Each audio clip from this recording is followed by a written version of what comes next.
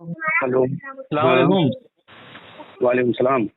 مولانا، ایک سوال یہ پوچھنا رہا کہ کیا اگر سے شوہر بیوی میں سے اگر بیوی کا انتقال ہو گیا تو شوہر ہوں، بیوی کو چھو سکتا ہے یا دیکھ سکتا ہے یا قبر میں اتار سکتا ہے؟ ایسا کوئی مسئلہ نہیں جی۔ ہے۔ میرے محلے میں یہ بات چل رہی ہے کہ مرنے کے ہوں، بعد نکاح ٹوٹ جاتا ہے، اسی لیے نہ شوہر بیوی کو چھو سکتا ہے، نہ دیکھ سکتا ہے، نہ ہی قبر میں اتار سکتا ہے۔ اس کی کوئی تحقیق دیکھیے بات؟ دیکھیے حنفی مسلک میں تو یہی مسئلہ ہے کہ شوہر جو ہے بیوی کو چھو نہیں سکتا اور دیکھ نہیں سکتا اور کسی طریقے سے قبر میں نہیں اتر سکتا۔ لیکن حدیث سے یہ بات ثابت ہے، اللہ کے رسول صلی اللہ علیہ وسلم نے حضرت عائشہ سے کہا تھا کہ اگر میرا انتقال تمہاری زندگی میں ہو گیا تو میں تمہیں غسل دوں گا، میں تمہیں کفناؤں گا، میں تمہیں دفناؤں گا، اور تمہارا انتقال مطلب میرا انتقال تمہاری زندگی میں ہو تو مجھے یہ سارے کام کرو گے۔ یہ بخاری شریف کے لیے تو اس بات کی دلیل ہے کہ شوہر بیوی کو غسل دے سکتا ہے۔ اور حضرت ابو بکر نے اپنی بیوی حضرت اسماء بنت عمیس کو غسل دیا تھا، حضرت علی نے حضرت فاطمہ کو غسل دیا تھا، قبر میں اتارا تھا۔ تو اس لیے جو یہ ہمارے یہاں رائج ہے ایک نہیں جو سچ نہیں کرتا ہے، پھر بالکل جہالت ہے۔ ٹھیک ہے، شکریہ شکریہ مولانا، جزاک اللہ خیر۔ السلام علیکم ورحمۃ اللہ وبرکاتہ۔ آپ نے جو آڈیو بھیجا میں نے اس کو سنا۔ آپ نے بتایا کہ یہ کسی عبدالغفار سلفی کی آواز ہے۔ میں نے پوری آڈیو کو سنا۔ اس میں مولانا عبدالغفار سلفی بنیادی طور پر 4 بات بتا رہے ہیں۔ ایک تو حنفی مسلک اس مسئلے میں کیا ہے اس کے بارے میں انہوں نے بتایا، اور 3 باتیں حدیث شریف کے حوالے سے بتائیں۔ سب سے پہلے میں آپ کو یہ بتا دوں کہ بنیادی طور پر مولانا نے جو 4 باتیں اس آڈیو کے اندر بیان کی ہیں وہ چاروں کی چاروں باتیں غلط ہیں۔ وہ چاروں کی چاروں باتیں غلط ہیں۔ صحیح بات کیا ہے میں آگے اس کی وضاحت کروں گا، ترتیب کے ساتھ اب آپ سنتے جائیں۔ آڈیو میں وہ کہہ رہے ہیں کہ حنفی مسلک میں تو یہی مسئلہ ہے کہ شوہر بیوی کو چھو نہیں سکتا، دیکھ نہیں سکتا، اسی طریقے سے قبر میں نہیں اتر سکتا۔ 3 باتیں کہیں، چھو نہیں سکتا، دیکھ نہیں سکتا، اسی طریقے سے قبر میں اتر نہیں سکتا۔ شاید مولانا کو صحیح سے علم نہیں ہے احناف کے بارے میں، تبھی انہوں نے اس طرح کی بات کہہ دی۔ احناف کے یہاں مسئلہ کیا ہے؟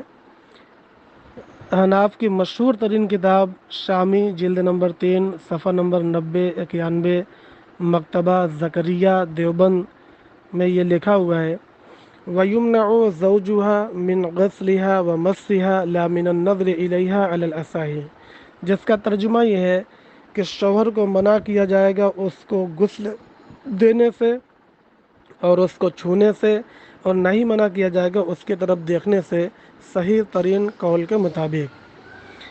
یہاں پر بات بالکل واضح ہے کہ غسل دینا اور چھونا تو منع ہوگا، مگر عورت کی طرف دیکھنا، اپنی میت بیوی کی طرف دیکھنا یہ منع نہیں ہوگا۔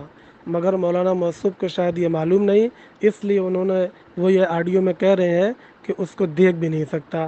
مولانا کو اپنے علم کی اصلاح کر لینی چاہیے۔ ایک بات مکمل ہو گئی۔ دوسری بات مولانا نے بڑی عجیب کہہ دی، فرما رہے ہیں کہ اللہ کے رسول صلی اللہ علیہ وسلم نے حضرت عائشہ رضی اللہ تعالی عنہا سے کہا تھا کہ اگر میرا انتقال تمہاری زندگی میں ہو جائے تو میں تمہیں غسل دوں گا اور یہ کروں گا اور وہ کروں گا وغیرہ۔ ارے بھائی یہ کیا ہو رہا ہے؟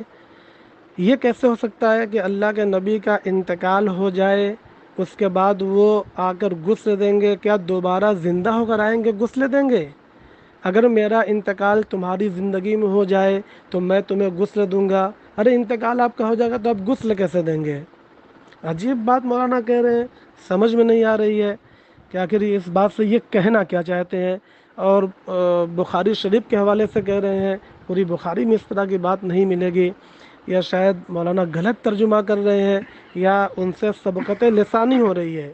یہ ممکن نہیں ہے کہ نبی کا انتقال ہو جائے اور اس کے بعد میں حضرت عائشہ کا انتقال ہو تو وہ اپنے قبر سے نبی صلی اللہ علیہ وسلم اٹھ کر آویں اور غسل دیں۔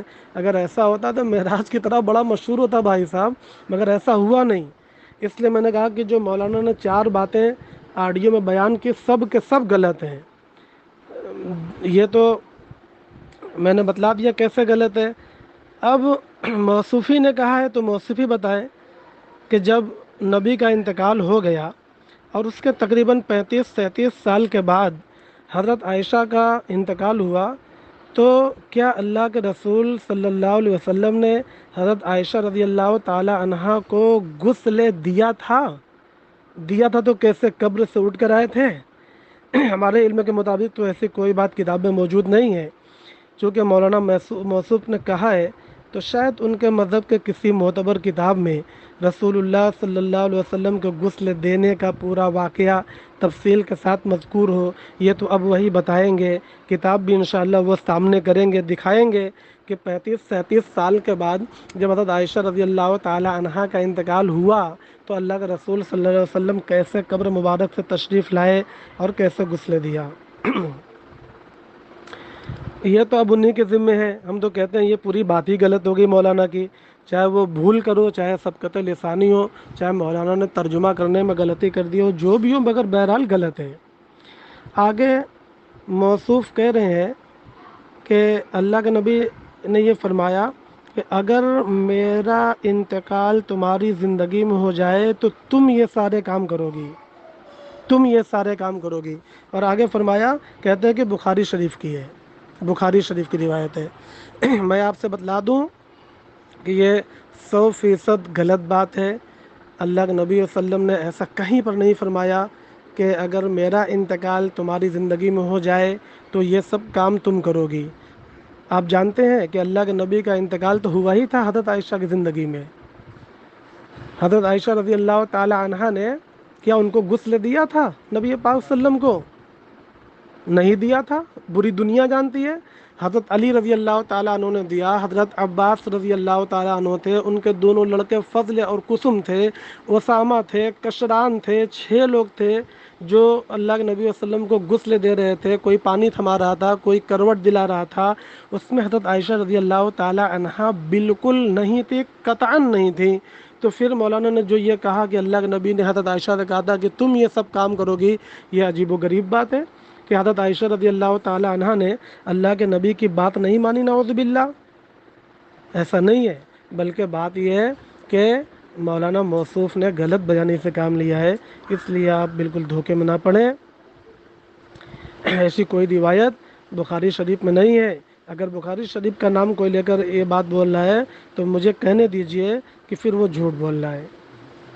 اب دو میں سے ایک بات ہے کہ بھئی یا تو اللہ کے نبی کا پہلے انتقال ہوا یا حضرت عائشہ کا انتقال ہوا، اور آپ یہ کہہ رہے ہیں کہ دونوں نے آپس میں یہ طے کیا تھا کہ جو پہلے مر جائے گا اور جو زندہ رہے گا وہ غسل دے گا، تو دونوں میں سے کس نے کس کو غسل دیا؟ بالکل قیامت تک اس کو ثابت نہیں کیا جا سکتا، لہذا مولانا کی یہ بات جو ہے بالکل سرے سے خارج کر دینی چاہیے۔ تیسری بات جو مولانا نے غلط، بالکل صاف غلط بول دیا، اور پتہ نہیں کیا میں اس کو غلط کہوں یا جھوٹ کہوں، مجھے سمجھ میں نہیں آتا۔ موصوف نے یہ کہا کہ حضرت ابو بکر صدیق رضی اللہ تعالی عنہ نے اپنی بیوی اسماء بنت عمیس کو غسل دیا ہے۔ حضرت ابو بکر صدیق رضی اللہ تعالی عنہ نے کہہ رہے ہیں کہ اپنی بیوی حضرت اسماء بنت عمیس رضی اللہ تعالی عنہا کو غسل دیا۔ یہ حدیث شریف کے حوالے سے بتا رہے ہیں، اور مجھے بہت تعجب اور حیرت ہے کہ حضرت ابو بکر صدیق رضی اللہ تعالی عنہ نے اپنی بیوی اسماء بنت عمیس کو کب غسل دیا تھا؟ ارے حضرت ابو بکر صدیق کا انتقال پہلے ہوا ہے، حضرت اسماء بنت عمیس کا انتقال بہت بعد میں ہوا ہے۔ یہ تو ممکن ہی نہیں ہے۔ کیا حضرت ابو بکر صدیق نے زندگی ہی میں ابھی حضرت اسماء بنت عمیس مری نہیں تھی تبھی ان کو میت کا غسل دے دیا؟ یا تو مولانا دیکھو غلط بیانی سے کام لے رہے ہیں یا مسئلے کو بگاڑنے کی کوشش کر رہے ہیں، یہ بھی پاسبل نہیں ہے میرے بھائی، اور یہ بالکل غلط بات ہے، بالکل جھوٹ ہے۔ حضرت ابو بکر صدیق رضی اللہ تعالی عنہ نے اپنی بیوی اسماء بنت عمیس کو غسل نہیں دیا، اور نہ دینا ممکن تھا، کیونکہ حضرت ابو بکر صدیق رضی اللہ تعالیٰ عنہ کا انتقال پہلے ہوا ہے اور اسماء بنت عمیس کا انتقال بعد میں ہوا ہے۔ اور اگر مولانا یہ کہنا چاہتے ہوں کہ ابو بکر صدیق رضی اللہ تعالیٰ عنہ بھی اپنے قبر مبارک سے اٹھ کر آئے تھے اور غسل دیا ہے، تب مولانا اپنے مسلک کی کسی معتبر کتاب کو سامنے کرے اور اس واقعے کو صحیح سند کے ساتھ پوری تفصیل کے ساتھ امت کے سامنے کرے تاکہ اس پر غور و فکر کیا جا سکے۔ چوتھی اور آخری بات جو موصوف نے کہی وہ یہ کہ حضرت علی رضی اللہ تعالیٰ عنہ نے اپنی بیوی حضرت فاطمہ رضی اللہ تعالیٰ عنہا کو غسل دیا۔ یہاں پر بھی موصوف کے علم میں اضافہ کرنے کے لیے بتلا دینا ضروری ہے کہ حضرت فاطمہ رضی اللہ تعالیٰ عنہا کو دو لوگوں نے مل کر غسل دیا تھا۔ ایک تو یہی اسماء بنت عمیس ہے جن کو آپ مردہ گھوشت کر چکے ہیں، مگر وہ زندہ نکلیں اور ابھی خود ہی دوسروں کو غسل دے رہی ہیں۔ حضرت علی ساتھ میں تھے اور اسماء بنت عمیس تھیں۔ ظاہر سی بات ہے کہ حضرت علی بھی ساتھ میں تھے، اسماء بنت عمیس بھی تھیں، اور اسماء بنت عمیس حضرت علی کی نامحرم تھیں، تو ایسا تو نہیں ہو سکتا کہ دونوں بالکل مل جل کر ہاتھ لگا لگا کر غسل دے رہے ہوں، ایسا نہیں ہو سکتا۔ حضرت علی رضی اللہ تعالیٰ عنہ سے یہ امید نہیں کی جا سکتی، اسی لیے شارحین حدیث اور فقہ نے یہ لکھا ہے کہ حضرت علی رضی اللہ تعالیٰ عنہ پانی وغیرہ تھما رہے تھے اور اسماء اپنے ہاتھ سے نہلا رہی تھیں۔ جو پانی وغیرہ تھماتا ہے اس کو بھی نہلانے والا ہی کہا جاتا ہے۔ میت میں جو لوگ شریک ہوتے ہیں نہلانے میں تو ہر آدمی ہاتھ لگا کر نہلاتا نہیں ہے، مگر آدمی کہتا ہے، پانی تھمانے والا بھی کہتا ہے کہ ان کے نہلانے میں ہم بھی تھے۔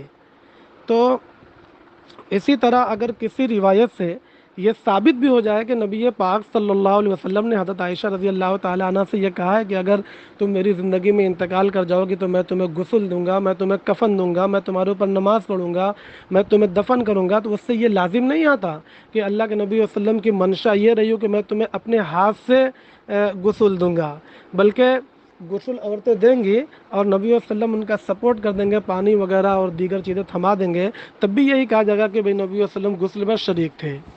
اور دوسری بات یہ ہے کہ اگر اللہ کے نبی صلی اللہ علیہ وسلم اپنی ازواج مطہرات کو اپنے ہاتھ سے بھی غسل دیتے تو نبی کا مسئلہ بالکل الگ ہے، امت کا مسئلہ بالکل الگ ہے۔ انبیاء کی جو بیویاں ہیں وہ دنیا اور آخرت کے اندر ان کی بیویاں ہیں، نبی کے مرنے سے ان کا رشتہ منقطع نہیں ہوتا، کٹتا نہیں ہے، لہذا وہ اگر غسل دے بھی دیتے، حالانکہ ایسا ہوا نہیں، وہ غسل دے بھی دیتے تب بھی امت کا مسئلہ اس سے بدلا نہیں جا سکتا تھا، اس سے بدل نہیں سکتا تھا۔ نبی کا مسئلہ اس معاملے میں بالکل الگ ہے، امت کا بالکل الگ ہے، دونوں کو ملانا نہیں چاہیے۔ اور میں نے حضرت علی رضی اللہ تعالیٰ عنہ کے بارے میں بھی وضاحت کی کہ وہ تنہا غسل نہیں دے رہے تھے، حضرت اسماء بنت عمیس اپنے ہاتھ سے ہاتھ لگا لگا کر غسل دے رہی تھیں اور حضرت علی تھما رہے تھے۔ اور ابو بکر صدیق والی بات تو بالکل جھوٹ ہے، اس کو تو کوئی ثابت بھی نہیں کر سکتا۔ معلوم یہ ہوگا کہ آڈیو کے اندر جو بات مولانا نے کہی ہے وہ سرے سے بالکل غلط سلط باتیں ہیں، اس کو نہیں سننا چاہیے۔ اب میں آپ کو بتا دوں کہ انہوں نے بخاری کے حوالے سے جو یہ کہا کہ حضرت عائشہ رضی اللہ تعالیٰ عنہ سے اللہ نبی نے فرمایا کہ میں تمہیں غسل دوں گا، تو بخاری میں بالکل نہیں ہے۔ بخاری سے ان کو ثابت کرنا پڑے گا یا پھر ان کو اپنی غلطی کا اعتراف کرنا پڑے گا، بخاری میں یہ بالکل نہیں ہے۔ اور حضرت علی اور حضرت فاطمہ والی بات بھی میں نے واضح کر دیا، ابو بکر صدیق اور اسماء بنت عمیس والی میں نے بات واضح کر دیا۔ اب اس کے بعد بھی اگر کوئی بات آتی ہے تو آپ دوبارہ مجھ سے سمجھ لیں۔ السلام علیکم ورحمۃ اللہ وبرکاتہ۔